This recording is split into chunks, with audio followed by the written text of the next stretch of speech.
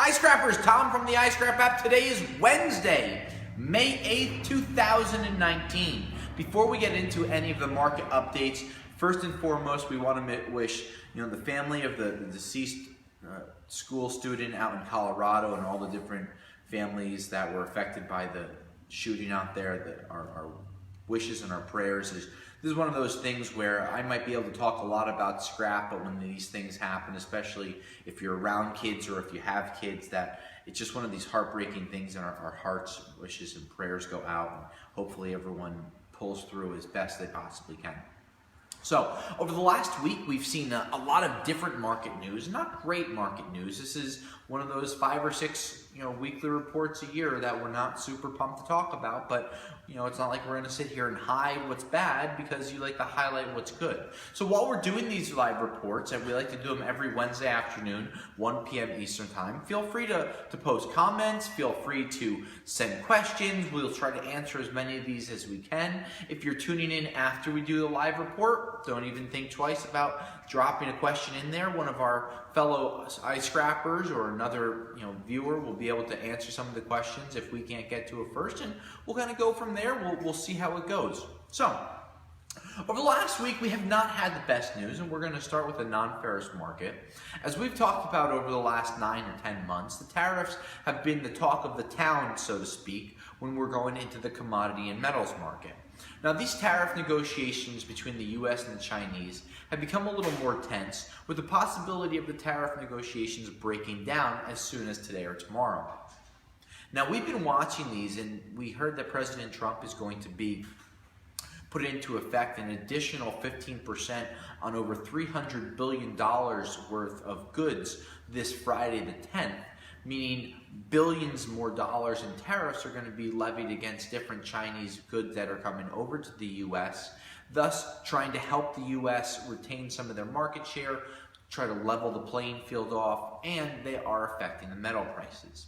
Now, before we get into anything, we try not to talk politics, and we have seen over the last couple of weeks some people talking politics, as well as talking derogatory inside of our scrap metal recycling group on Facebook.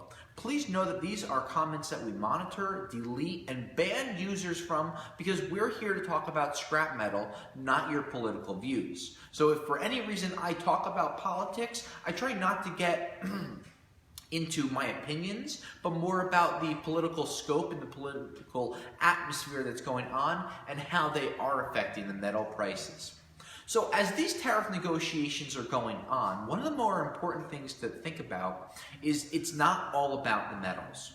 What the U.S. is trying to do is level the playing field with the Chinese, because what is happening is when U.S. companies are bringing their goods, products, and services over to China and setting up home bases or factories, more or less, a company down the street is mimicking exactly what they're doing from insider information, setting up their own shops, undercutting, and putting some of these U.S. companies out of business, as well as stealing some of their ideas, technology, and the like.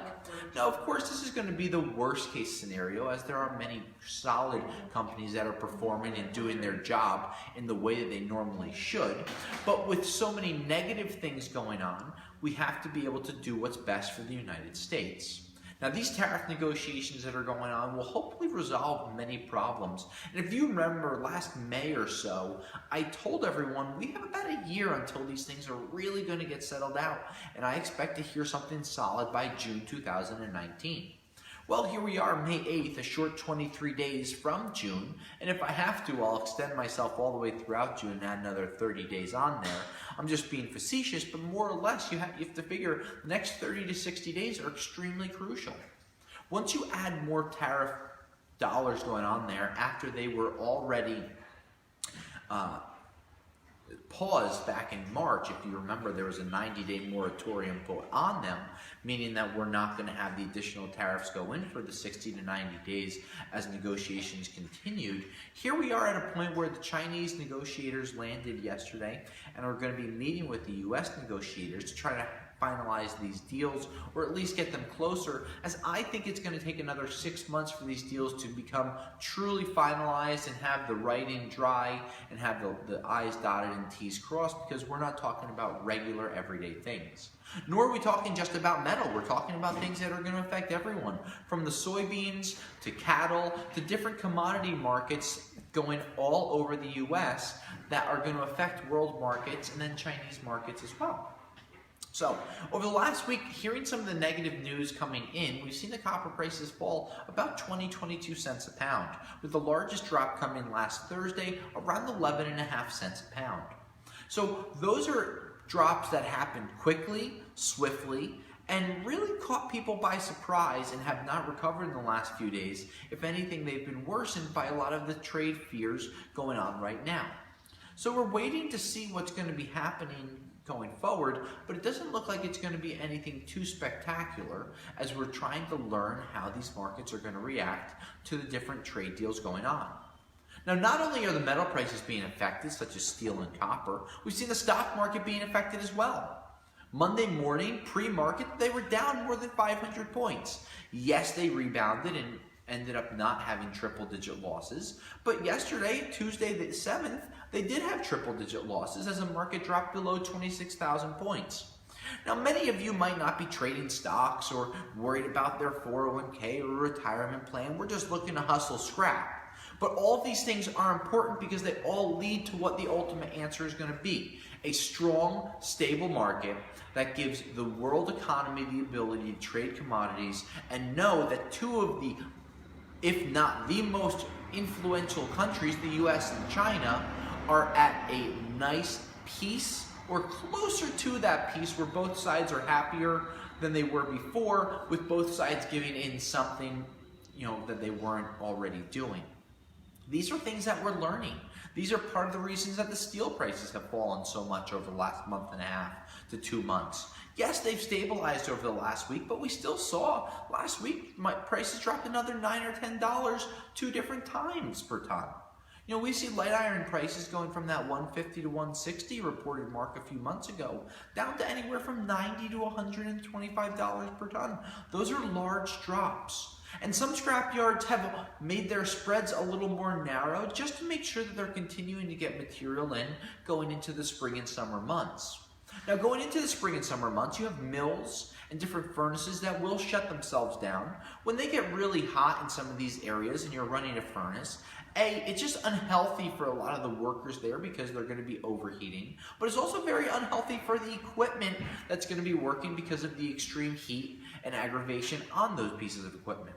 So you're going to start to see some of these steel prices receding a little bit, hopefully stabilizing, but I wouldn't expect to see a real uptick anytime in the next 60 to 90 days. Virginia, we have a question. We have a question from William. Hi, William. He said, did scrap vehicles price drop? Yes, absolutely they did. All the prices have dropped, including some of the precious metals such as gold, palladium, platinum, rhodium.